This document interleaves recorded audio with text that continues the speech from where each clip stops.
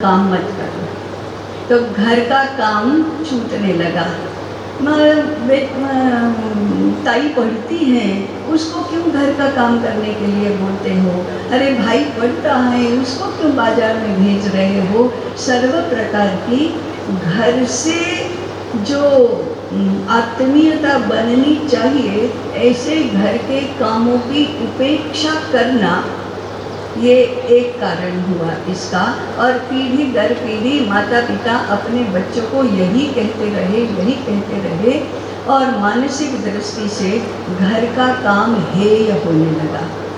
एक ये तो बहुत सामान्य है, परंतु समाजशास्त्र के विषय में हमने व्यक्ति केंद्रीय, व्यक्ति के अधिकार, चाइल्ड राइट, वुमेन्स राइट, ये करके पति पत्नी के बीच में, माता पिता और संतानों के बीच में स्वतंत्र अधिकार के नाते दूरियां निर्माण करना शुरू किया। परंतु इसका मनोवैज्ञानिक कितना भयंकर इम्प्लिकेशन है, इसको भी भारतीय मानस परंपरा से, जो भारतीय मानस रहा है उसकी दृष्टि से देखें तो मैं थोड़ा 2 मिनट लूँगी इसको समझाने के लिए। एक घर में मैं गई, 3.5 वर्ष की पुत्री थी, उसने जीन्स टॉप पहना हुआ था। मैंने उसकी माता को पूछा, उसने भी जीन्स टॉप ही पहन कर रखा था, कि ये 3.5 वर्ष का तुम्हारा पुत्र होता तो तुम उसे फ्रॉक पहनाती क्या? हाँ, लड़के को कभी लड़की के वस्त्र पहनाते हैं क्या? क्या हो जाएगा? बायला हो जाएगा। मां नर्मदे के तट पे माहेश्वर माहेश्वती की भूमि पे मुझे आने का मौका मिला है। सबसे पहले आज के कार्यक्रम नर्मदा साहित्य मंथन के आयोजकों को आभार प्रणाम, और कार्यक्रम में उपस्थित सारे आगंतुकों, अतिथियों और श्रोताओं को भी हमारा प्रणाम। आज का जो विषय है, तो इस विषय के साथ कई मिथक जुड़े हुए हैं। बात मिथकों से शुरू करना इसलिए जरूरी है कि मिथक चर्चा कर ले, फिर आगे बढ़ते हैं। मिथक यह है कि यह बड़ा कठिन सा विषय है। आंतरिक सुरक्षा पर आप जब लेख पढ़ते हैं तो अच्छा लेख उसी को माना जाता है जो बहुत कठिन शब्दावली में लिखा गया हो, या जिसका एक हिस्सा आपकी समझ में ना आए। मामला इसके उलट है। आंतरिक सुरक्षा का विषय ऐसा विषय है जो क्लास 5वीं और 6ठी के बच्चों को आप जैसे नानी की कहानियां होती थी उस तरीके से सुना सकते हैं, और रुचि भी उतनी ही उसमें उन बच्चों की पैदा होगी जैसे नानी की कहानियों में होती थी। दूसरा, जब हम राष्ट्रीय सुरक्षा की बात करते हैं तो 2-3 विषय पे बात खत्म हो जाती है। राष्ट्रीय सुरक्षा यानी क्या? आतंकवाद, जम्मू कश्मीर, नक्सलवाद, यहां कहानी खत्म हो जाती है। दूसरा, मैं उलट कहता हूं कि कहानी यहां से खत्म नहीं होती। कहानी तो इनफैक्ट यहां से शुरू भी नहीं होती। ये तो ABCD है राष्ट्रीय सुरक्षा के, जिन पर हम बात करते हैं, जिन पर हम चर्चा करते हैं। राष्ट्रीय सुरक्षा विषय को ऐसे 2 भाग में बांटते हैं। एक एक्सटर्नल सिक्योरिटी है, दूसरा इंटरनल सिक्योरिटी, आंतरिक सुरक्षा है। अधिकतर जो लेखक हैं, जो शोधकर्ता है, वह राष्ट्रीय सुरक्षा में एक्सटर्नल सिक्योरिटी यानी बाह्य सुरक्षा में काम करते हैं। 100 में से 20 लोग ऐसे हैं जो आंतरिक सुरक्षा पे काम करते हैं। आंतरिक सुरक्षा का ऐसा कोई डिफाइंड सिलेबस नहीं है दुनिया भर में, लेकिन मुझे लगता है कि अर्थशास्त्र की तरह उसको भी 2 भाग में बांट सकते हैं। एक जैसे मैक्रो इकोनॉमिक्स होता है और माइक्रो इकोनॉमिक्स है, उस तरीके से आंतरिक सुरक्षा विषय को भी हम मैक्रो इंटरनल सिक्योरिटी और माइक्रो इंटरनल सिक्योरिटी ऐसे दो भाग में बांट सकते हैं। अब मैक्रो इंटरनल सिक्योरिटी क्या है? मैक्रो इंटरनल सिक्योरिटी है, इसको हम एक उदाहरण के साथ आपको समझाते हैं या समझने का प्रयास करते हैं। हाल की कोई एक घटना उठाते हैं, मान लीजिए हम चलिए सीए का विषय उठा लेते हैं, जिसको लेकर के तमाम प्रोटेस्ट हुए। भारत सरकार एक कानून लेकर के आई 5 देश के शरणार्थियों को लेने का, उसको लेकर के यहां भारी प्रोटेस्ट हो गया। प्रोटेस्ट किस बात पे हुआ? प्रोटेस्ट इस बात पे हुआ कि भारत सरकार जो है वो भारत से मुसलमानों को बेदखल करना चाहती है। बड़ा भारी प्रोटेस्ट हुआ, देश भर में प्रोटेस्ट हुए, सारे जिला केंद्रों में प्रोटेस्ट हुए, संभवतः यहां भी धार में भी और माहेश्वर शहर में भी कहीं एक छोटा सा प्रोटेस्ट का कॉर्नर लगा होगा। तो मैं माइक्रो और मैक्रो समझाऊं, इसके लिए कहानी सुनाता हूं आपको। मैं धनबाद का रहने वाला हूं, दिल्ली रहता हूं, तो धनबाद में वासेपुर एक जगह है, उस पर फिल्म भी आई है। तो वासेपुर के पास एक ऐसा टेंट लगा हुआ है और वहां सीए का विरोध प्रदर्शन चल रहा है। रोज लोग आकर के बैठ जाते हैं, रात को खाली रहता है, सुबह बैठते हैं, शाम तक प्रोटेस्ट चलता है। मैं ऐसे गुजरा उधर से, तो दिखा कि भाई कोई मुस्लिम मंच या कोई मुस्लिम संगठन के नाम से ऐसे एक बैनर लगा पड़ा है। उसी बैनर के बगल में एक अंबेडकर सेवा समिति, उसका भी एक बैनर लगा हुआ है। तो कई लोग पार होते होंगे, देखते भी होंगे। तो मैं ये कह रहा हूं कि जब आप उसको समझने का प्रयास करते हैं तो वह टेंट जो वासेपुर के पास लगा है और उसमें एक इस्लामिक संगठन के साथ एक दलित ऑर्गेनाइजेशन का भी एक बैनर लगा है, तो एक कहानी कहता है। कहानी ये कहता है कि मैंने वहां से फिर सासाराम फोन किया, दिल्ली फोन किया, नोएडा फोन किया, देश भर में जहां जहां हमारे संपर्क संबंध थे सब जगह मैंने फोन किया। तो सब जगह यह मालूम चला कि एक ऐसा ही लिस्ट जिसके बारे में कम जानकारी है या नहीं जानकारी है, एक ऐसे दलित संगठन का बैनर वहां उस प्रोटेस्ट सेंटर पे लगता है। मामला क्या है? मान लो कि सीए को लेकर के भ्रम की स्थिति है, तो मुस्लिम समाज में है, दलित समाज क्यों उसमें आगे आ रहा है, या दलित समाज को ऐसा अलायंस पार्टनर दिखाने का प्रयास क्यों किया जा रहा है?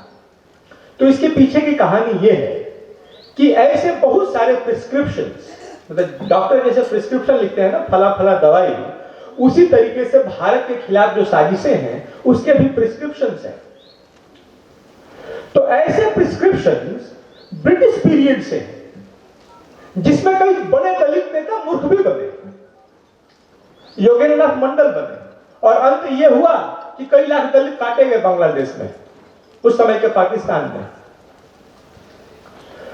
तो ये जो दलित मुस्लिम अलायंस थियरी है, जिसको लेकर के सीए जैसे आंदोलन में, सीए जैसे प्रोटेस्ट में एक ऐसा दिखाने और बताने का प्रयास किया जा रहा है कि ये दलित मुस्लिम एकता का मामला है। फिर बाद में आपने देखा होगा कि लाल किले पे चंद्रशेखर रावण भी जाते हैं, तस्वीरें खिंचाते हैं, बहुत सारे दलित लीडर भी जाते हैं। तो मैं एक प्रिस्क्रिप्शन और बताता हूं। एक बड़े भारी दलित लेखक चिंतक हुए, दुनिया भर में बड़ा उनका नाम था, अभी जीवित है, काफी बुजुर्ग है, वीटी राजशेखर शेट्टी। तो वीटी राजशेखर शेट्टी हालांकि दलित नहीं थे, अपने को दलित कहते थे, दलित वॉइस के नाम से पत्रिका चलाते थे, और मुझे लगता है कि टन्स ऑफ लिटरेचर उन्होंने लिखा। एक लिटरेचर उनका है दलित एजेंडा फॉर 1991 मुंबई सिमी कॉन्फ्रेंस।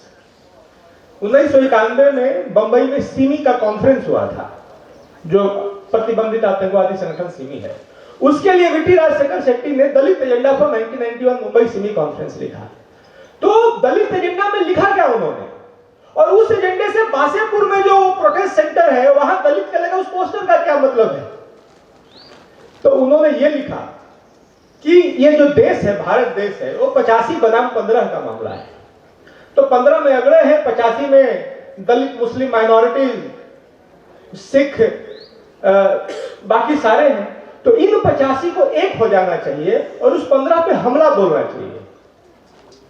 मामला यहां तक भी ठीक है, लेकिन वो आगे लिखते हैं कि इस 85 को तो एक हो जाना चाहिए, लेकिन इस 85 की जो लीडरशिप है, इसका जो नेतृत्व है, इसकी जिम्मेवारी, मतलब इसकी कैपेबिलिटी और इसकी रिस्पॉन्सिबिलिटी दोनों मुस्लिम समाज के ऊपर आता है।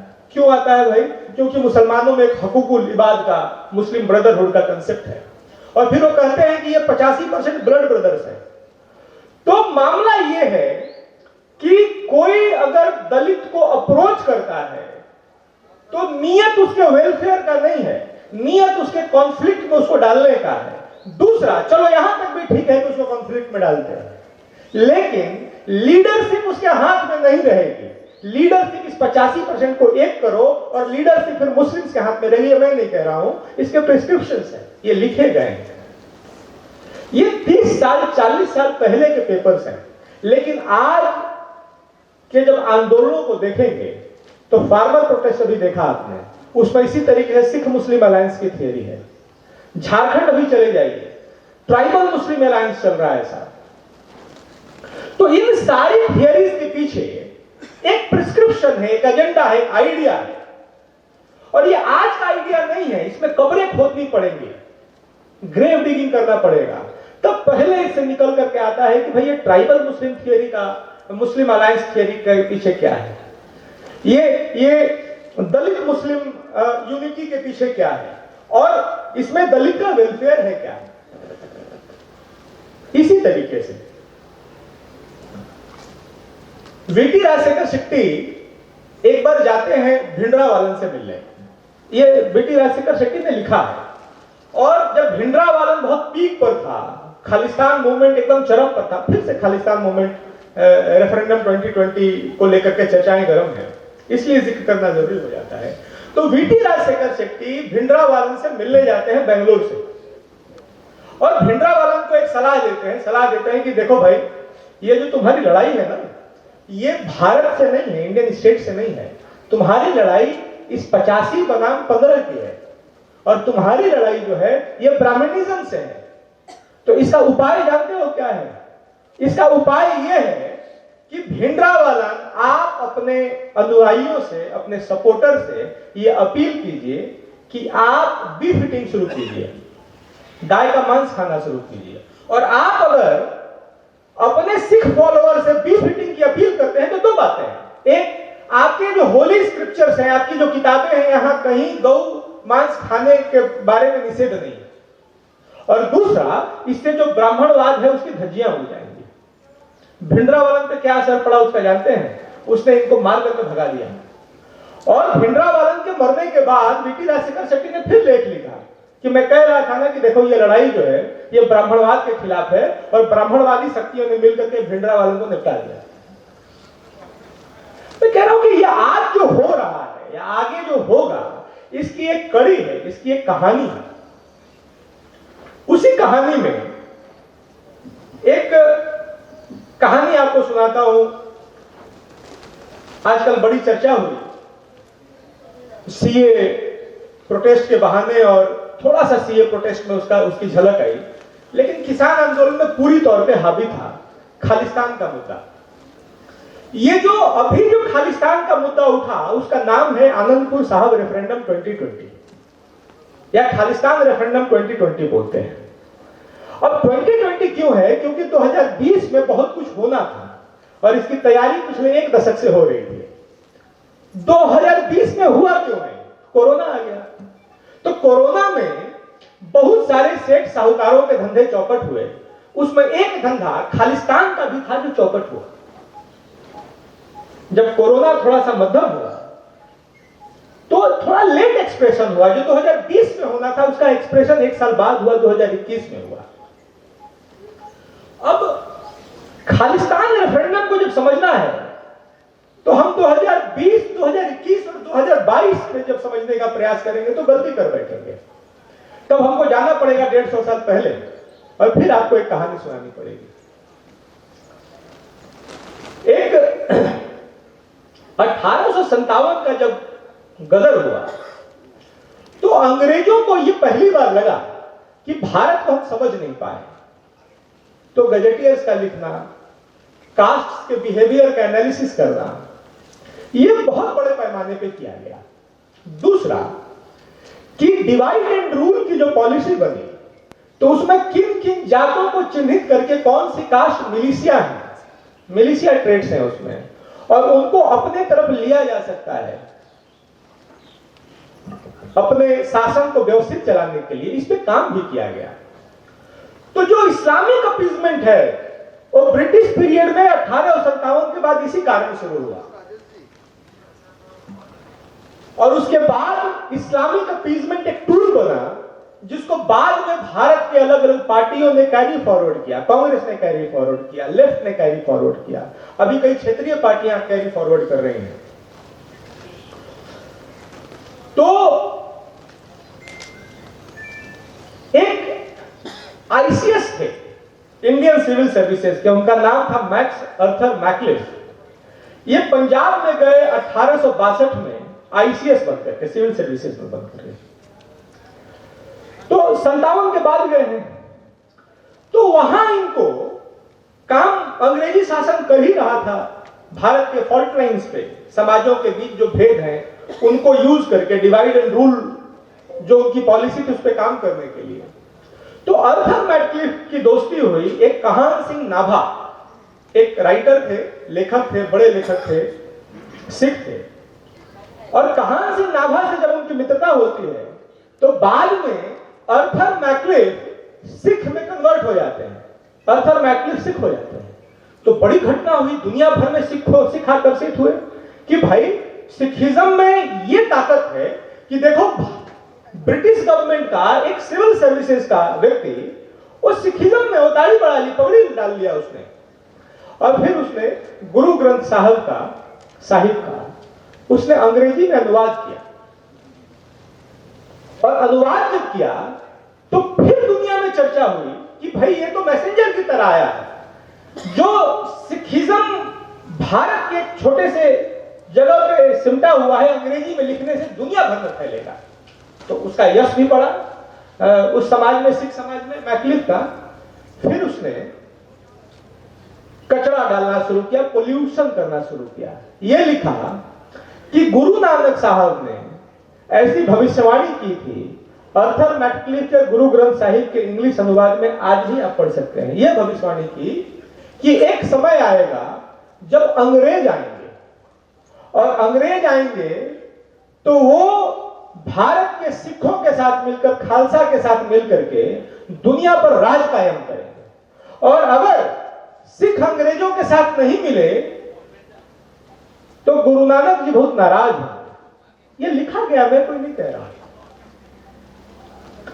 फिर ये जो पूरी जो किताब थी उसका कॉपीराइट उन्होंने कहान सिंह नाभा को दे दिया, और कहान सिंह नाभा ने किताब लिखी, लिखवाई अर्थर मैकलिफ ने, Sikhs we are not Hindus.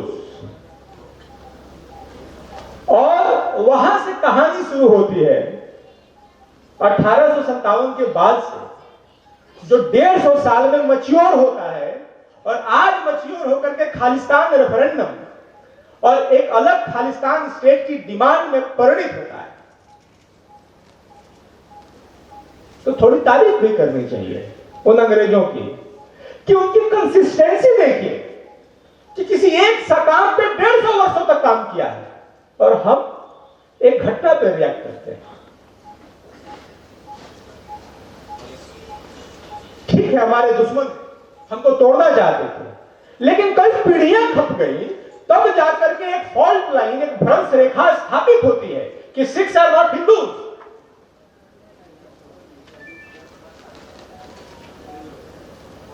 फिर उसी में जाकर के आगे 1.5 लाख फौज होती थी अंग्रेजों की। उस समय लगभग 14,000 के आसपास उसमें सरदार सैनिक हुआ करते थे। अब उन सरदारों में भी 11,000 होते थे। 11,000 में से मजहबी सिख होते थे ज्यादा, जो निम्न जातियों के सिख थे। बाद में अर्थर मैकलिफ और कहान सिंह नाभा और ब्रिटिशर्स की जो डिवाइड एंड रूल की पॉलिसी रही, उसमें 1,70,000 फौज की संख्या थी 1910 में, और 35,000 सिख सैनिक थे उसमें केवल, और उसमें भी मैक्सिमम जो थे 90% जट सिख थे। आज भी जट सिखों में ज्यादा खालिस्तान रेफरेंडम को लेकर के जो चर्चा है वो उस कम्युनिटी से ज्यादा आती है। मैं ये कह रहा हूं कि आज की घटना को समझना है तो उसको ऐसा कहानी के फॉर्मेट में और आंतरिक सुरक्षा को इतना सरल बनाइए कि बच्चे समझ लें, स्कूल के बच्चे समझ लें, कॉलेज के बच्चे समझ लें। और जब इन कहानियों को हम चर्चा का विषय बनाते हैं समाज में, तब नीचे के स्तर पे हम उसका एक एंटीडोट क्रिएट करते हैं।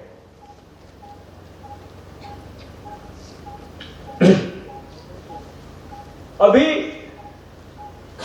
झारखंड में अभी की घटना बता रहा हूं, भाषा का विवाद चल रहा है।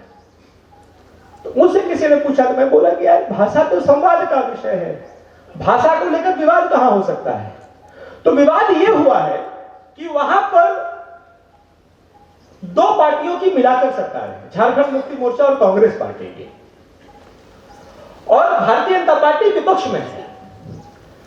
अब जो झारखंड मुक्ति मोर्चा है उसका अलायंस पार्टनर है कांग्रेस, और झारखंड मुक्ति मोर्चा को कांग्रेस को निपटाना है और उसके वोट शेयर को खुद खाना है। तो उसने क्या किया कि जो क्षेत्रीय भाषाएं हैं उसमें पहले हिंदी को गोल किया,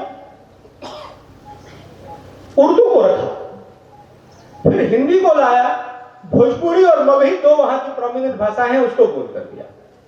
तो अब एज ए नागरिक आपके पास क्या ऑप्शन है? आप या तो सरकार के स्टैंड के साथ हैं या उसके विरोध में हैं, या तो उसके समर्थन में आंदोलन हो रहे हैं उसके विरोध में आंदोलन हो रहे हैं। और इसमें होता क्या है, एक फॉल्ट लाइन क्रिएट हो जाती है, एक भ्रंश रेखा क्रिएट हो जाती है, और ये जो भ्रंश रेखा है इसी पे पलते हैं जो विदेशों की कॉन्स्पिरेसी थियरीज हैं, इसी भ्रंश रेखा पे उनका पालन पोषण होता है। जो हमको तोड़ने के जो स्वप्न देखते हैं इसी भ्रंश रेखा, इसी फॉल्ट लाइन के आधार पर देखते हैं। अब अपनी समझ का एक छोटा सा हम टेस्ट आपको बताते हैं कि जब आंतरिक सुरक्षा की बात करते हैं तो होता क्या क्या है। आपसे कोई पूछे कि भाई एथनिक क्लींजिंग सुना है आपने, तो बोलेगा हाँ हाँ सुना है ना, कश्मीर में पंडितों का हो गया। तो ऐसा एथनिक क्लींजिंग भारत में और नहीं हुआ है क्या, या आपके आसपास कहीं ऐसी घटना हुई है क्या कि जहां किसी खास कम्युनिटी को टारगेट करके भगा दिया गया हो? तो आपके ध्यान में नहीं आएगा। ऐसा ही एक एक्सपेरिमेंट हम लोगों ने भी किया। झारखंड में एक साहेबगंज जिला है और वहां पे बांग्लादेशी घुसपैठियों का, मुसलमानों का घुसपैठ बढ़ा। ये लगभग 2000 किलोमीटर का ईस्टर्न कॉरिडोर का एरिया है, ईस्टर्न बॉर्डर्स का एरिया है, जिसका एक जिला का मैं उदाहरण बता रहा हूं। उनसे भी पूछिए तो बोलेगा हाँ हाँ एथनिक क्लींजिंग मतलब कश्मीर में पंडितों का पलायन हुआ ना। और उनको ये नहीं पता है कि उनके जिले में कुधवा ब्लॉक है जहां 3 जातियां समाप्त हो गई। 3 जातियां मेजॉरिटी में होती थी वहां, चाई मंडल, गंगोता और बिंद, और उनको टारगेट करके भगा दिया गया पिछले 30 सालों में। उस जाति का एक परिवार नहीं रहता। ऐसे देश में मैं दावे के साथ कहता हूं 100 से ज्यादा पॉकेट्स हैं जहां खास जातियों को टारगेट करके भगाया गया। और कश्मीर का मुद्दा अगर मुद्दा है या रहा है तो भारत सरकार का उस पर फोकस भी रहा है, उस पर इन्वेस्टमेंट भी रहा है, आर्मी का डिप्लॉयमेंट भी रहा है। ईस्टर्न कॉरिडोर ऐसा विषय है कि जहां ना आपका फोकस है, ना डिप्लॉयमेंट है, ना इन्वेस्टमेंट है, और जम्मू कश्मीर से 100 गुना ज्यादा वल्नरेबल है। अब तो ठीक है कश्मीर की स्थिति जो पहले स्थिति थी उससे 100 गुना ज्यादा वल्नरेबल है। रेड कॉरिडोर हम सब लोगों ने सुना है। देश में एक जिहाद कॉरिडोर का भी कंसेप्ट है, रेड कॉरिडोर की तरह ही है कि एक खास पट्टी में मुस्लिम पॉपुलेशन इतना डेंस कर देना है कि ऐसे शॉर्ट नोटिस में maximum mobilisation at the minimum notice period, 5 घंटे की नोटिस पे ऐसे 10,000 लोग मोबिलाइज कर लिए, 24 घंटे की नोटिस पे लाख लोग मोबिलाइज कर लिए, 4 दिन की तैयारी किया 20 लाख लोग मोबिलाइज कर लिए। ये स्थिति है ईस्टर्न कॉरिडोर की। और होगा क्या? हम लोकतांत्रिक देश हैं, लोकतंत्र हमारे अंदर तो है ही, लेकिन दुनिया को भी बताना पड़ता है कि हम लोकतांत्रिक हैं। हम चाइना की तरह कोई काम नहीं कर सकते, हम अमेरिका की तरह एटम बम नहीं गिरा सकते। हमको अपने एक्शंस, रिएक्शंस, बिहेवियर में लोकतंत्र ऐसे दिखाना पड़ता है। हम जीते भी, हम हैं भी ऑर्गेनिक लोकतांत्रिक। तो कश्मीर में ऐसे 50 लोग पत्थर उठाकर खड़े हो जाते हैं तो आर्मी बैकफुट पे आ जाती है। कल्पना कीजिए कि 5 लाख, 10 लाख, 20 लाख, 25 लाख, 50 लाख लोग अगर एक साथ इकट्ठा हो गए तो क्या स्थिति होगी। और ये स्थिति वहां है। कई हाल फिलहाल के उदाहरण है बता रहा। राष्ट्रीय समाचार पत्रों में ये बड़ी बड़ी खबरें कई बार उतनी इंपॉर्टेंट नहीं होती जो कई बार लोकल समाचार पत्रों में 10वें पन्ने पे छपती है। बंगाल में कलियाचक की एक घटना हुई, चुटकी बजाया ऐसे और 5 लाख लोग इकट्ठा हुए सड़क पे, पूरा शहर होस्टेज था। कमलेश तिवारी की हत्याकांड के विरोध में वो कांड हुआ था। उसके बगल में पश्चिम बंगाल का, उसके बगल में पाकुड़ है झारखंड में 30 किलोमीटर दूर। वहां 2 साल पहले बकरीद के दिन कि हम गाय काटेंगे खुले में, उसको लेकर के पुलिस गई और एसपी और डीसी की हत्या होते होते बची।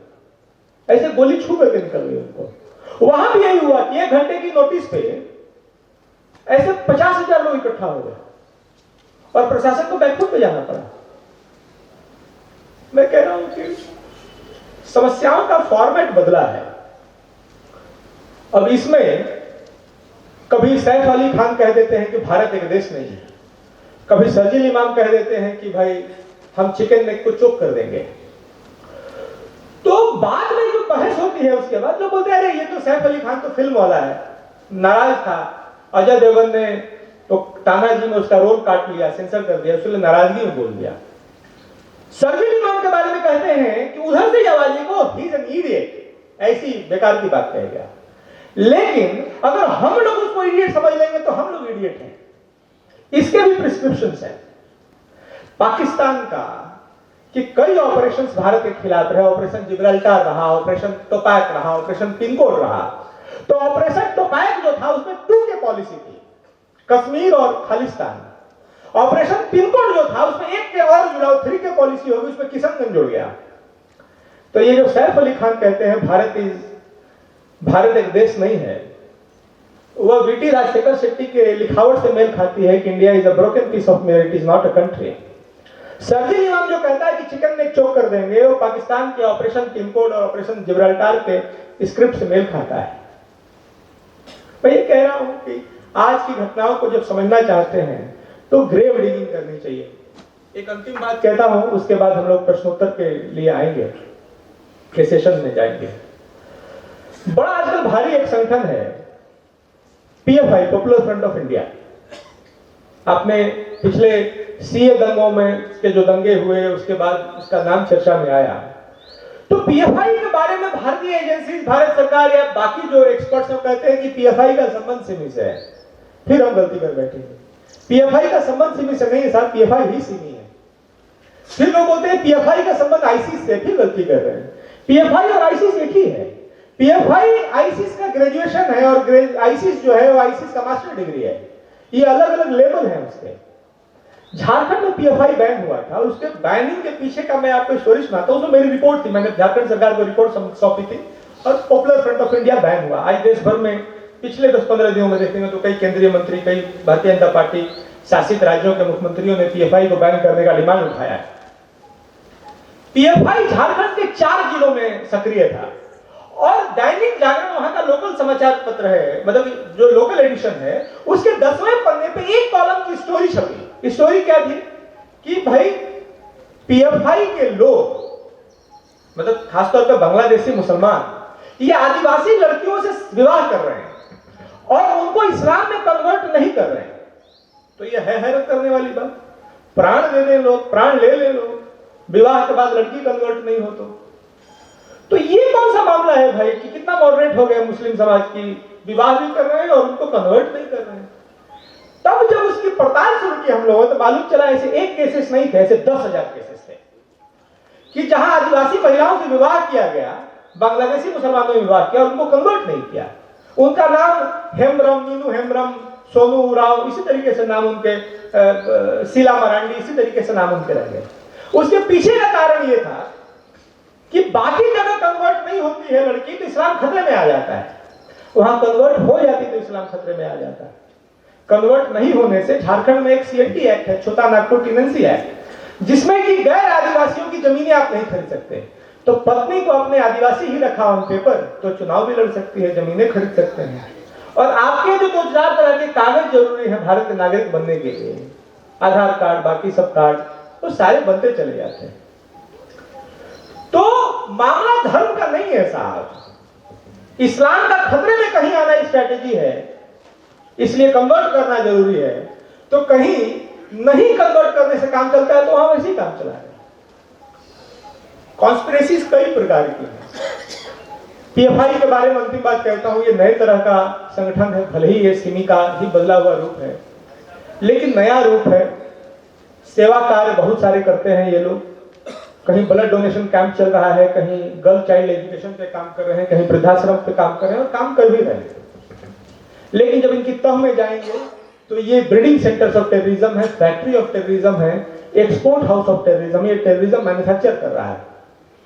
भारत के बारे में एक और बात बता दूं आपको, भारत ने दुनिया को बहुत सारी विचारधाराएं दी हैं, लोक कल्याण विवेकानंद दिया है, गांधी जी दिया है, महात्मा बुद्ध दिया है, बहुत सारे वेद दिए हैं, ऐसी सारी चीजें। भारत ने दुनिया को आतंकवाद भी दिया है। जो आइडियोलॉजिकल एक्सपोर्ट है दुनिया भर के इस्लामिक टेररिज्म का, वो भारत से है।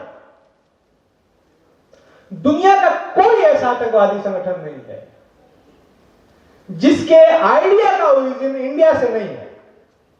एक ऐसी घटना नहीं है, 9/11 की घटना हो, बॉस्टन बॉम्बिंग्स हो, या भारत में होने वाली घटनाएं हो, या पाकिस्तान में होने वाली घटनाएं हो, या USSR के डिसइंटीग्रेशन में तबलीगी जमात लड़ा के भेज रहा था ट्रेन करके पाकिस्तान में, सबका जो आइडियोलॉजिकल ओरिजिन है वो भारत। और शायद इसलिए हम उसको आंख मूंद करके देखते रहते हैं, क्योंकि हम एक सॉफ्ट डेमोक्रेसी है।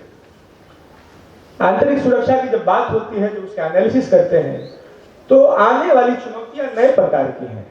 इसको जूझने के इससे पार पाने के उपाय नए होंगे, तौर तरीके नए होंगे। पुराने जो फॉर्मेट से वो काम नहीं आएंगे। जितने भी इस्लामिक संगठन हैं वो नए फॉर्मेट में काम कर रहे हैं, हमको भी फॉर्मेट बदलना पड़ेगा।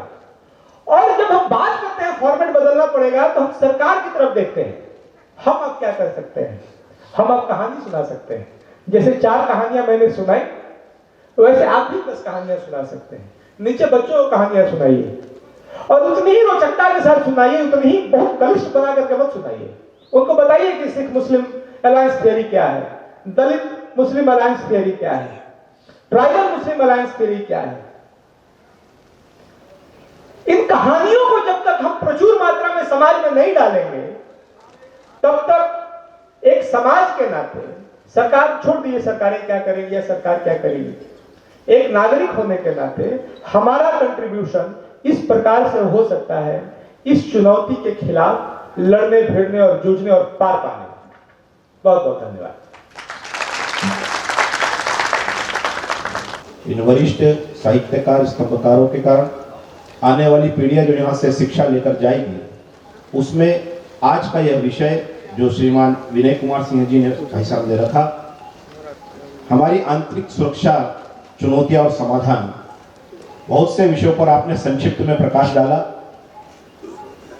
वास्तविकता में देश की राष्ट्रीय सुरक्षा पर तो हम लोग सहजता से बोल लेते हैं, चाहे हमें कवि के रूप में हो, चाहे भारतीय नागरिक के रूप में हम विचार कर रहे हो, परंतु आंतरिक सुरक्षा जब हमारे घर के अंदर ही इतने प्रकार का षड्यंत्र रचा जा रहा हो, तो भारतीय संस्कृति हो, भारतीय सभ्यता हो, चाहे आने वाला भारत हो, तो कितना सुरक्षित रह सकता है, आपके विषय से हमें अवगत हम सब हुए। तो आइए कुछ प्रश्न भाई साहब से हम करते हैं। कोई आवाज बंद ही कर दीजिए।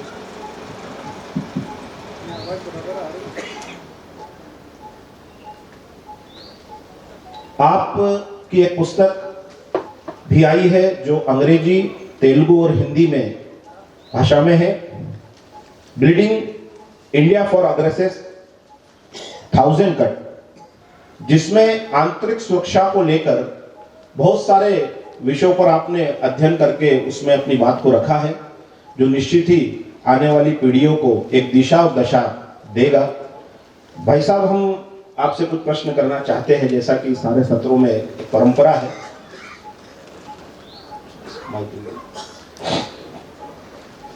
जिस प्रकार से अभी आपने बताया सीए हो, चाहे किसान आंदोलन हो, चाहे और भी अन्य आंदोलन जो देश के अंदर हुए हैं, इन आंदोलन के पीछे संभवतः हम लोग सभी लोग जानते हैं कि क्या हो रहा है, कौन कर रहा है। कुछ लोग मुखर होकर इस विषय को रख पाते हैं, कुछ लोग चर्चाओं में समाप्त कर देते हैं। आपने पीएफआई जो सिमी का एक नया रूप, जैसा आपने बताया कि सिमी का एक नया रूप बनकर उभरा है, जो सेवा के माध्यम से समाज को जाकर इस प्रकार से तोड़ने का प्रयास कर रहा है। पीएफआई झारखंड में प्रतिबंधित हुआ, उसमें आपकी रिपोर्ट के आधार पर हुआ था। आखिर उस रिपोर्ट में क्या था? एक तो अभी चर्चा की हम लोगों ने कि कैसे आदिवासी बच्चियों का धर्मांतरण वाला विषय था। जब झारखंड में प्रतिबंधित हुआ पीएफआई, उस समय भीमा कोरेगांव का इन्वेस्टिगेशन चल रहा है। भीमा कोरेगांव क्या था कि भाई एक समाज एक विक्ट्री सेलिब्रेट करना चाहता है, दलित समाज पेशवाओं के ऊपर, और जो वहां के पेशवा हैं, मतलब कि अभी जो अपर कास्ट है उसको वो अपने खिलाफ एक ऑफेंस लगता है। तो दोनों में क्लैश हो गया, मतलब कि क्लास कॉन्फ्लिक्ट है या कास्ट कॉन्फ्लिक्ट है, ऐसा शुरू में दिखा। और यकीन मानिए, अगर कुछ ढंग के अधिकारी नहीं रहे होते तो ये एक कास्ट वायलेंस बन करके ही इसकी इन्वेस्टिगेशन समाप्त हो गई रहती। अब झारखंड का मैं भीमा कोरेगांव महाराष्ट्र से इसलिए जिक्र कर रहा हूं, दोनों का कनेक्ट है।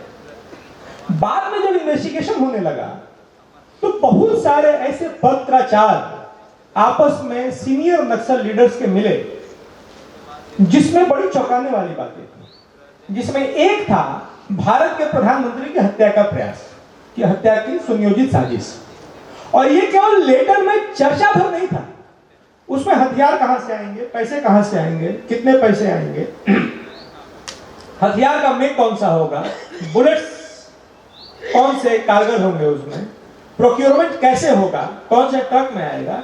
इस सारे ऐसे 5 पत्र हैं, ज्यादा पत्र होंगे, जो एटीएस के हाथ लगे, बाद में उसको एनआईए को दिया, नहीं पुणे पुलिस के हाथ लगे। तो उसमें ये सारी बातें थी। अब कमाल की बात ये थी कि जो भीमा कोरेगांव का इन्वेस्टिगेशन चल रहा था, उसका झारखंड कनेक्ट था।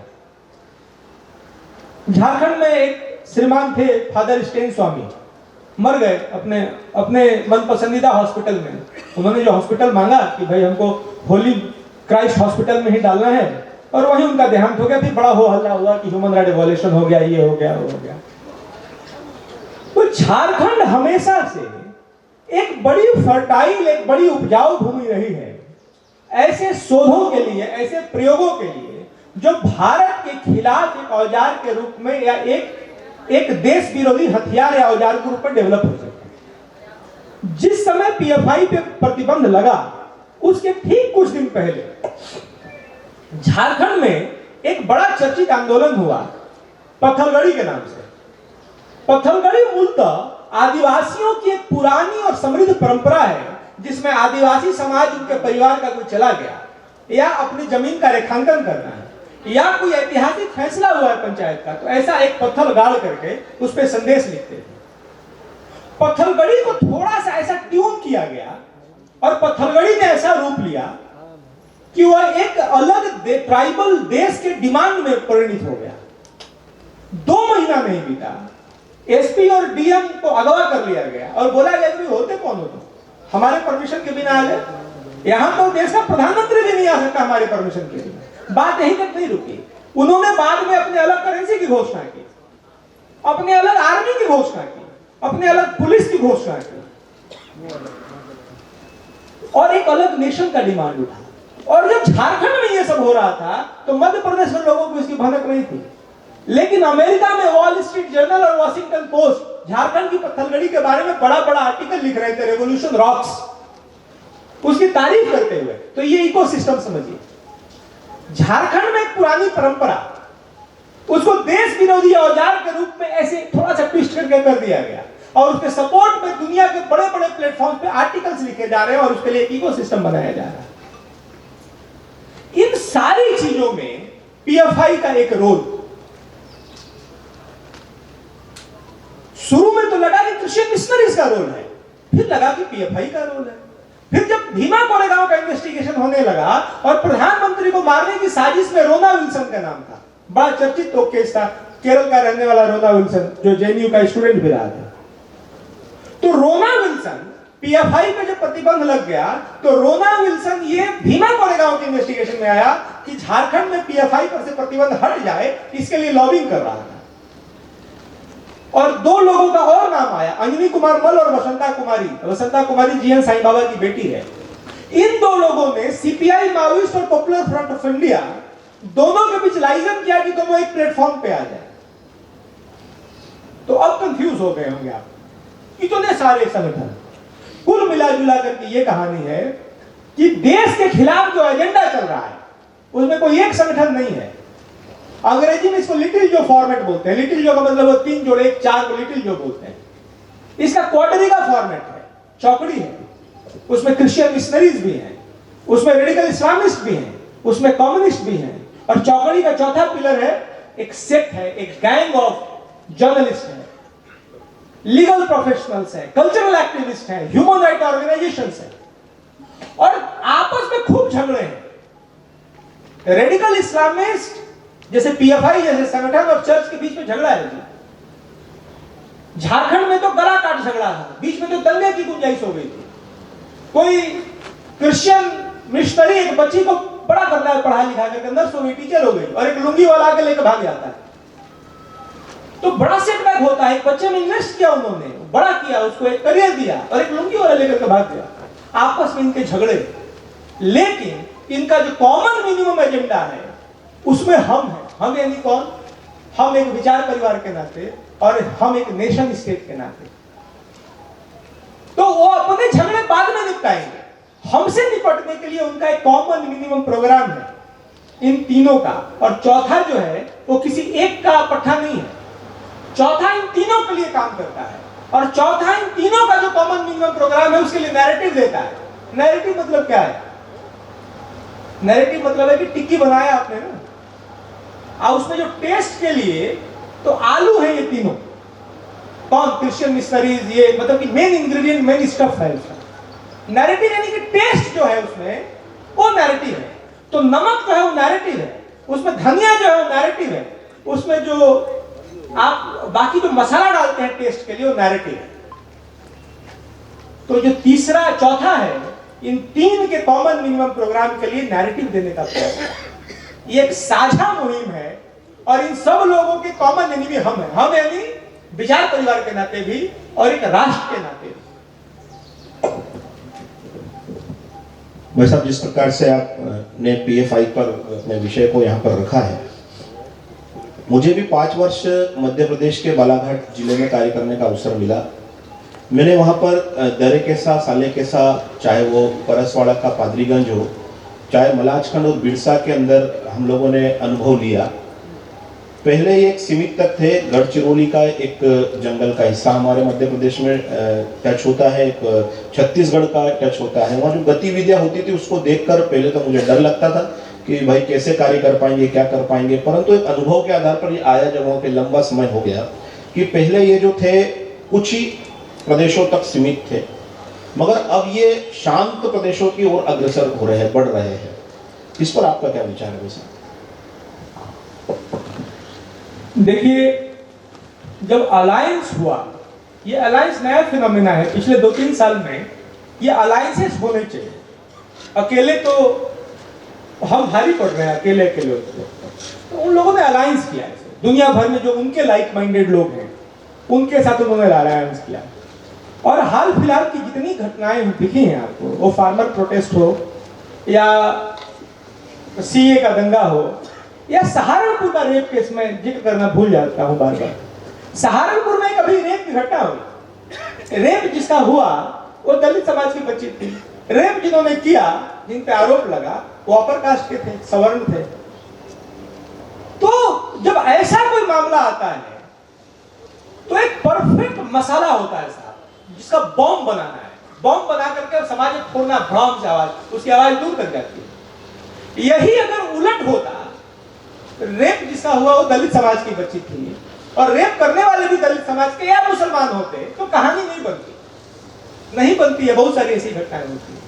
या रेप जिसका हुआ वो अगले समाज की होती और रेप करने वाला मुसलमान होता या अगले समाज का होता या दलित होता है, तो भी कहानी नहीं बनती। क्योंकि ये जो साइंस है, ये जो विज्ञान है, जिसपे ये फॉल्ट लाइन थियरी जिसको बोलते हैं, तो भ्रंश रेखा यही है, एक मसाला बनता है बढ़िया।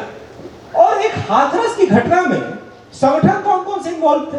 एमनेस्टी इन्वॉल्व था जी, Popular Front of India involve था, और जितने भारत की अभी विपक्षी पार्टियां हैं, जिनके पास कोई एजेंडा नहीं है, कोई लीडरशिप नहीं है, तो उनको ऐसी घटनाएं एक अपॉर्चुनिटी के रूप में दिखती है और वो भागे भागे लाइन लगा करके जाते हैं, क्योंकि वहां मसाला है। दूसरी बात क्या है, देखिए पीएफआई हो, एमनेस्टी हो, राहुल गांधी हो, प्रियंका गांधी हो, हाथरस का गैंगरेप होता है, दलित बच्ची के साथ कुछ हुआ और ये लोग जाते हैं, तो उसमें हमको आपको समस्या क्या है? जाना चाहिए। समस्या ये है कि आपकी नीयत उस दलित के वेलफेयर की है कि उस दलित को कॉन्फ्लिक्ट में डालने की। आपकी नीयत वेलफेयर की होती तो आपको जाना चाहिए, हम उसका समर्थन भी करते हैं।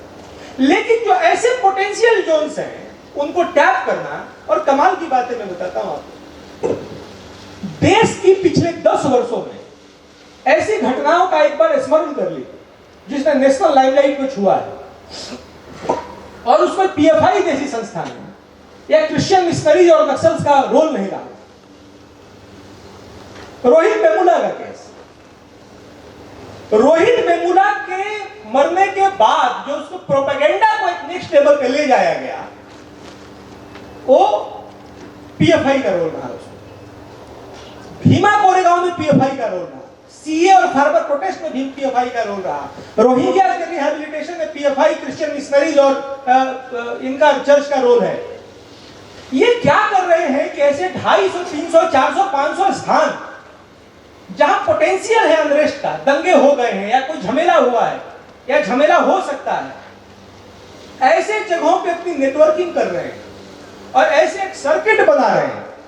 और जब सर्किट बन जाएगा तो यहां कोई ऐसा बैठा होगा और वो एक ऐसे स्विच दबाएगा और जितने स्थानों पे सर्किट बना है वहां जोर से धमाका होगा, बूम।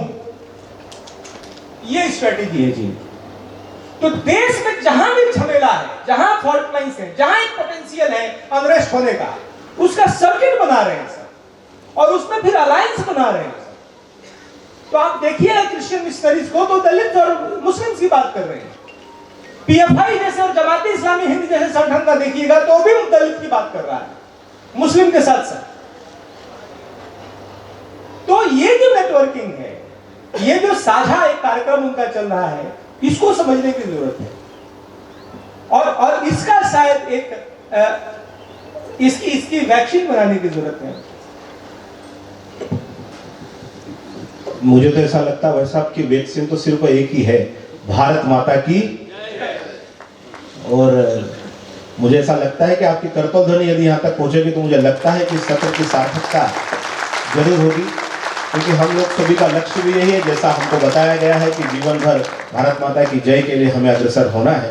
एक अंतिम प्रश्न मुझे ऐसा लगता है शायद वो इस पूरे सत्र में कहीं ना कहीं आ नहीं पाया, क्योंकि बड़ी संख्या में यहाँ पर विद्यार्थी युवा भी इस 3 दिवसीय कार्यक्रम में यहाँ पर उपस्थित हुए हैं, साहित्य अकादमी और विश्व संवाद केंद्र के सहयोग से। यहाँ पर मैं चाहता हूँ कि कुछ प्रश्न हम वहाँ से भी ले और खासकर युवाओं से ले, ऐसा भी आग्रह है। पीछे इधर भैया जी, इधर ये युवा है, इधर चले जाइए बीच में।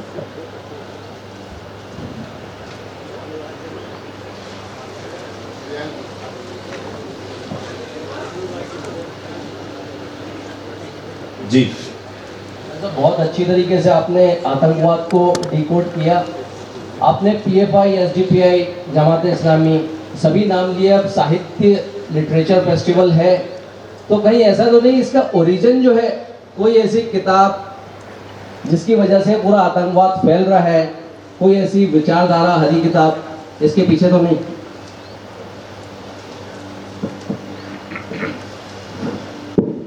देखिए, एक किताब नहीं है, वो किताब तो ऐसी है जो बदनाम हो गई। लिटरेचर के नाते बहुत सारी किताबें लिखी गई। भीमा कोरेगांव की चार्जशीट आप पढ़ेंगे तो 15,000 पन्ने की चार्जशीट है, 5,000 पन्ने की मेन चार्जशीट है, 10,000 पन्ने की सप्लीमेंट्री चार्जशीट है। उसमें बहुत सारी किताबें हैं। उसमें नक्सलियों को महारानी लक्ष्मीबाई भी पढ़ाया जाता है वुमेन एम्पावरमेंट के नाम पे, रानी दुर्गावती भी पढ़ाया जाता है, लेकिन उनको वो अपने हिसाब से पढ़ाते हैं। दूसरा, आप देखो जिस हरी किताब का आप जिक्र कर रहे हो ना, वो आपकी नाराजगी का हकदार भी है और दया के पात्र भी है। दुनिया भर में टारगेट में है, दुनिया भर में बदनामी झेल रहे हैं। और यकीन मानिए, मैंने इतना कुछ कहा है इस्लामिक आतंकवाद के बारे में, मैं अभी आपको कह रहा हूं कि इस्लामिक आतंकवाद नाम की कोई चीज ही नहीं होती दुनिया में। इस्लामिक आतंकवाद नाम का कोई चीज ही नहीं है। इस्लामिक आतंकवाद एक प्रोडक्ट है जिसको कि वेस्ट यानी खासतौर पर अमेरिका अपने हिसाब से यूज करता है। जैसे मैंने फॉल्ट लाइन्स की बात की ना, कि भारत में अलग अलग जातियों के बीच फॉल्ट लाइन्स हैं, कॉन्स्पिरेसी थियरी वाले उसका इस्तेमाल करते हैं, फला जात वर्सेस फला जात, upper caste versus lower caste, rich versus poor. उसी तरीके से ग्लोबल फॉल्ट लाइन्स का यूज अमेरिका ने किया पूरी दुनिया को एक वॉर जोन में तब्दील करने के लिए, और इसमें इस हरी किताब का इस्तेमाल हरी चटनी की तरह किया उसने। तो ये आपकी नाराजगी के पात्र इसलिए है क्योंकि इस हरी किताब का को झेला है, उसका दर्द झेला है। और मैं दया इसलिए कह रहा हूं, एक बात आप समझिए कि दुनिया भर की जितनी हरी और लाल और पीली किताबें, जितनी किताबें हैं हमारी छोड़ करके, वो किताबें हैं, उसमें आप कुछ बदल नहीं सकते। मतलब कि जैसे अभी हुआ ना कि मैं एक भाषण दे रहा तो उसके बाद क्वेश्चन आंसर शुरू हुआ, तो जितनी हरी और नीली किताबें हैं वो मेरे भाषण की तरह हैं, उसमें आपको अधिकार नहीं है कुछ पूछने का। मैं बोलूंगा आप सुनेंगे, मैं जो बोलूंगा आपको सुनना पड़ेगा। आप कुछ बोलेंगे तो आपको बिठा दिया जाएगा, बाहर कर दिया जाएगा। और हमारी जो किताब है ये क्वेश्चन आंसर सेशन की तरह है। हम मंदिर में जाके भगवान से झगड़ जाएंगे, हम आपको नहीं मानते कि जाओ गणेश जी आपको हम मंदिर से बाहर करते हैं, हम आपसे झगड़ा कर लेते हैं। फिर भी एक हिंदू होने का जो हमारा, एक सनातनी होने का जो हमारा अधिकार है वो सीज नहीं होता। भगवान हमसे प्रश्न पूछ सकते हैं, हम भगवान हैं, उनकी हम तारीफ मर्यादा पुरुषोत्तम के रूप में कर सकते हैं, तो उन पर हम नाराज हो सकते हैं कि आपने सीता माता के साथ ठीक नहीं किया। फिर भी हिंदू होने का अधिकार हमारा सीज नहीं होता। हमारा क्वेश्चन आंसर सेशन है जी। इसी को स्वामी विवेकानंद कहते हैं, उनकी सबसे अच्छी लाइन है कि human mind is like a parachute. और पैराशूट का क्या है कि जब तक खोलोगे नहीं तब तक उसका इस्तेमाल नहीं है। तो हमारा दिमाग, क्वेश्चन आंसर सेशन इसलिए बोल रहा हूं क्योंकि हम पैराशूट की तरह खुले हुए हैं। आप कोई अच्छी बात लेकर के आएंगे हरी किताब में से भी, तो भी हम स्वीकार कर लेंगे, बोलेंगे आपकी बात अच्छी है। लेकिन जिनका बंद दिमाग है गिर गए, पैराशूट खुला ही, उनका क्या होगा? वही उस हरी किताब को मानने वालों का हो रहा है। उन्होंने अपनी दिमागें नहीं खोली क्योंकि दिमाग खोलने की इजाजत उनको नहीं। और हम क्वेश्चन आंसर है सेशन की तरह है, और उनका वो एक वन साइडेड भाषण की तरह है। मैं खैर दूसरी बात पे आ गया। ये जो मैं कह रहा था कि वेस्ट इस्तेमाल करता है फॉल्ट लाइन के नाते, तो अभी आप देखिए जो उसने अफगानिस्तान में किया, जो उसने बाकी जगहों पे किया, भारत में भी इस्लामिक आतंकवाद का जो रूप आपने देखा है, कंधा इस्लामिस्ट का रहा है, बंदूक वेस्ट का रहा है। तो चीजों को थोड़ा सा ऐसे समझना पड़ेगा। ऐसा नहीं है कि हरी किताब की पत्ती आप चेहरा लाल कर लीजिए और उन वेस्टर्नर्स के प्रति आप ध्यान ही नहीं दीजिए। दोनों को ध्यान देने की जरूरत है। बहुत बहुत धन्यवाद भाई साहब। प्रश्न हमारा समापन हो गया है प्रश्नों का। मुझे लगता है कि इस विषय की सार्थकता हुई होगी। आपकी करतल ध्वनि से पुनः हम विनय कुमार सिंह जी का धन्यवाद करते हैं। इन्हीं शब्दों के साथ आज के उनके इस सत्र का एक निचोड़, एक पंक्ति में यह है कि हमें आवाज़ लगाती रहनी पड़ेगी, हमें निरंतर चलते रहना पड़ेगा, हमें अपने राष्ट्र के स्वाभिमान के लिए, सम्मान के लिए, हमारी संस्कृति और सभ्यता के सम्मान के लिए ये जो मंथन है, इस मंथन से प्राप्त उस अमृत को लेकर केवल केवल और केवल मात्र हमारे पीने तक ना रखें, हम उसे औरों को पिलाकर इस विचारधारा को आगे बढ़ाएं। मैं महेश्वर के प्रथम राष्ट्रीय कवि स्वर्गीय टेलर साहब की इन पंक्तियों के साथ समापन करना चाहूंगा कि इन अंधियारी रातों में दीपक सुलगाना पड़ता है, कुछ चैन मिले पल भर के लिए आवाज लगाना पड़ता है, और दुनियादारी की झंझट से जब मन मेला हो जाता है तो वाणी की निर्मल गंगा से घंटों नहलाना पड़ता है। इन अंधियारी रातों से दीपक जलाएं। बहुत बहुत धन्यवाद श्री विनय कुमार सिंह।